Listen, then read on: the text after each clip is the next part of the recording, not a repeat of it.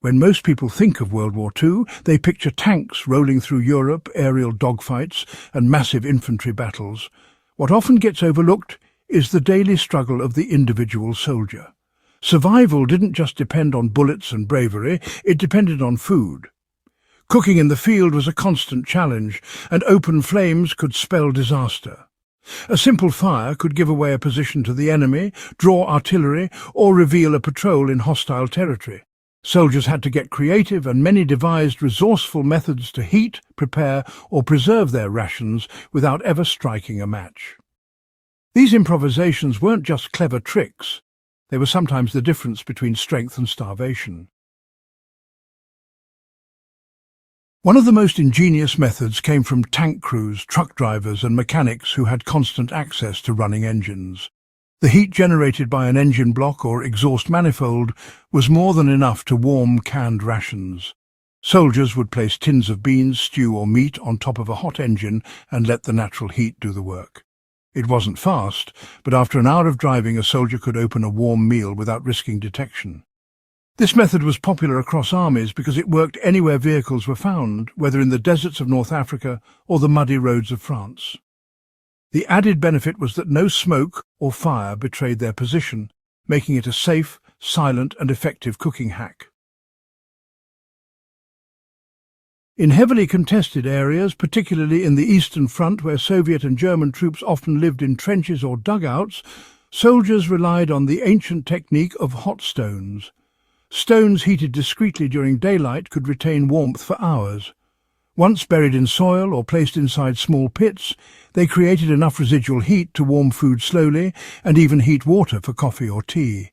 Soldiers would bury their rations alongside the stones, letting the earth act as insulation.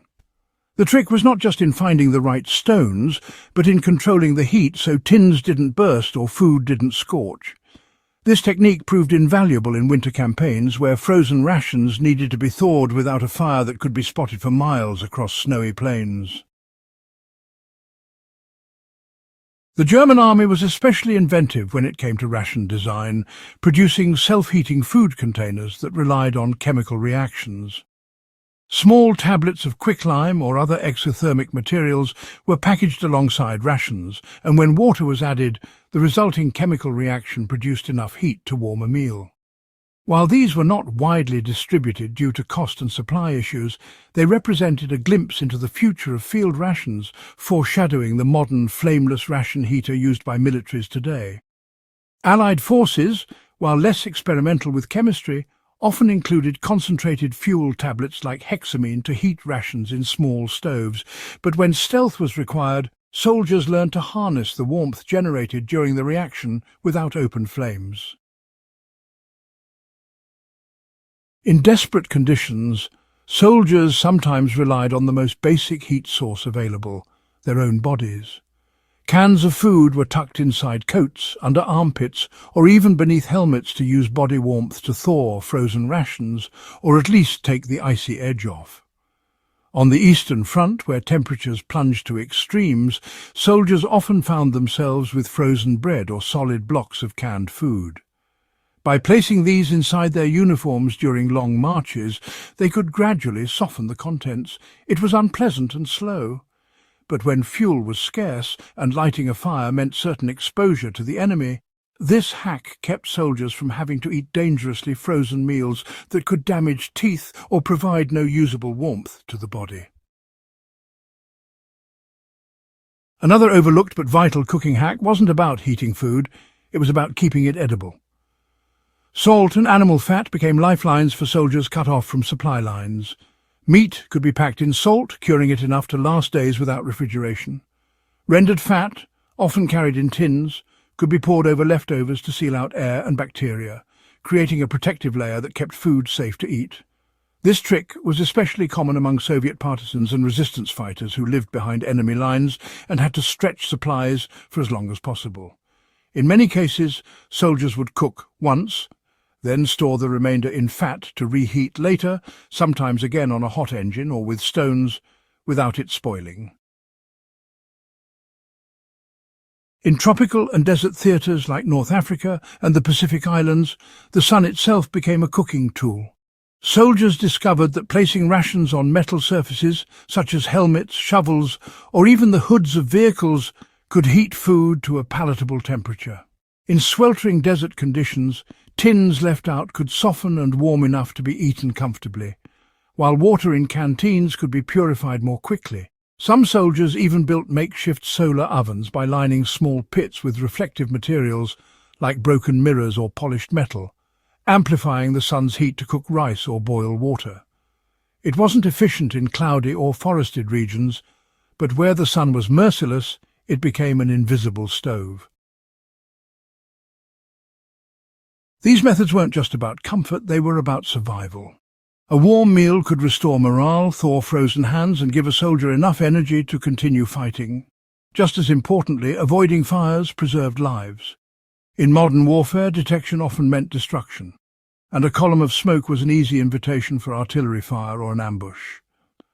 By mastering the art of invisible cooking, soldiers balanced the need to eat with the equally urgent need to remain unseen. The ingenuity of these hacks also highlights how much soldiers adapted traditional methods to modern battlefields. Heating food on engines echoed civilian roadside tricks, while hot stones and fat preservation drew on techniques as old as human history.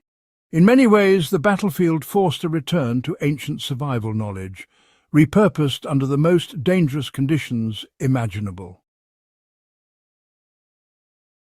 Though many of these improvisations were born of necessity, their influence can still be seen today. The chemical heating packs, first attempted in the 1940s, paved the way for modern flameless ration heaters used in MREs. Fat preservation techniques remain staples in traditional food storage. Even engine cooking is a favorite trick among long-distance truckers and outdoor enthusiasts. What was once a matter of life and death for soldiers has since found its way into survival handbooks, camping manuals, and even roadside cooking traditions.